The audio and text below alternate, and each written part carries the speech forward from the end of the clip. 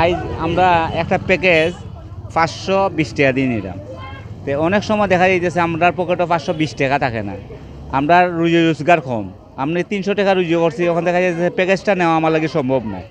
তো প্যাকেজটা যদি বাঙ্গিয়া দেয় সরকারে, বা যারা এর লগে জড়িত আছে তারা যদি এটা বাঙ্গিয়া দেয় প্যাকেজটা, যেমন তেল নিতে পারবো আমি আলাদাভাবে, চিনি নিতে পারবো, আমার যে একটা প্রয়োজন লাগে। যেমন আমি সামনের সপ্তাহে ছানা নিছি 2 কেজি, ছানা এই সপ্তাহে আমার প্রয়োজন নাই, আমি ছানাটা বাদ দিলে আমার প্যাকেজটা দেন না তারা।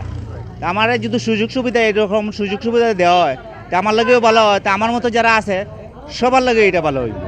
তো আমি মনে করি এটার মূল কারণটা হচ্ছে একবারে দিনমজুর খেটে খাওয়া মানুষ যারা কার্ড পেয়েছেন, আর আমরাও যারা দিনমজুর খেটে খাওয়া মানুষ বিবেচনা করে তাদেরকে দিয়েছি। আমরা ওই জিনিসটা আমরা উপলব্ধি করতে পারিনি যে তারা একসাথে 460 টাকা পাবে কোথায়, 560 টাকা পাবে কোথায়।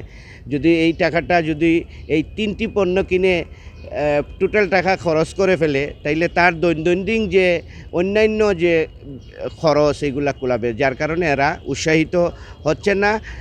এবং এর প্রেক্ষিতেই এই ডিলারদের কাছে ওই যে প্রথম যেভাবে আগ্রহ, এইভাবে আগ্রহ হারিয়ে ফেলেছেন এবং কার্ডধারীরা তারা পণ্য কিনছেন না। এটাই আমি মূল কারণ মনে করছি। আজকে এখানে আসে যে এখানে আমার টাকা নাই হাতে, রেশন কার্ড আছে ঠিকই, টাকা নাই হাতে আমার কাছে। দেখো আমার রেশন কার্ড দিয়েছে সরকার, কিন্তু এখন টাকার লাগে আমি নিতে পারি না মাল। এখন সরকারের কাছে, সরকার যদি মনে করে কিছু গরিব হিসাবে সাহায্য করতো, এইটুকু আর তো চাওয়ার মতো কিছু নাই। কাজকর্ম করে খাইতাম, এখন কাজের আগের মতো ইয়ত নাই, চাহিদা আমার নাই, শক্তি নাই। এখন বয়স হয়ে গেছে, মানুষের কাজে আমার নিতে চায় না। যাক কোনো রকম কিছু কিছু করিয়া আমার নিজের জীবনটা আমি নিজে বাঁচাইতেছি। দেশের গত করোনার পরিস্থিতিতে দেশের যে অবস্থা, মানুষ ঠিকমতো রোজগার করতে পারতেছে না, আপনার দ্রব্যমূল্যের দাম বৃদ্ধি বেশি।